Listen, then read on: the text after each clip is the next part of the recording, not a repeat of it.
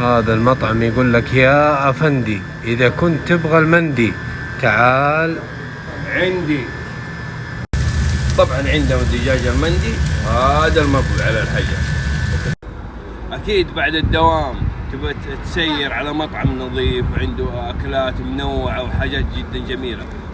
مطبخ زبيدة معروف بشوران خلف الجوازات، شايفين الجوازات؟ الشارع اللي قبل الجوازات أول يوتيرن هنا على طول عند جامع سلوى آل الشيخ. وهنا مطبخ زبيدة. إن كنت تبغى مطبي شواية مندي، والمندي يتميزوا فيه ما شاء الله تبارك، من البلد يجوا الين شوران عشان المندي حقه.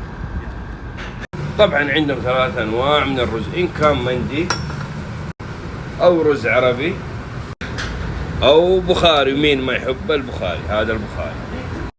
ما تحلى الشواية إلا بالتقمير، وعينكم على التقمير الصلاة على النبي.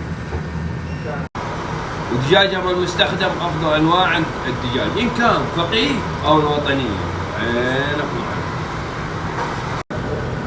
هذا المطعم طبعا دلع ما شاء الله، إن كان من شمام من حبحب ألين حلا سندس عنده.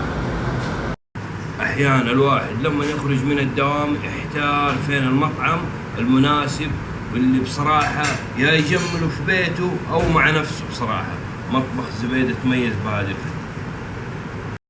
والمضبي طبعا له عشاقه وله محبيه، وهذا أحلى طبق مضبي. وهذا الرز البخاري ما يحلى إلا مع الشواية، وهذا أحلى طبق شواية مع رز بخاري.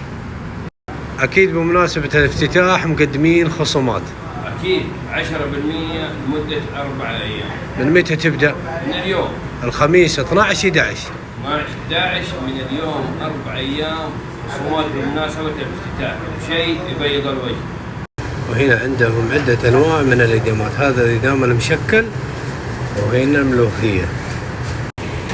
يا سلام على الملوخية.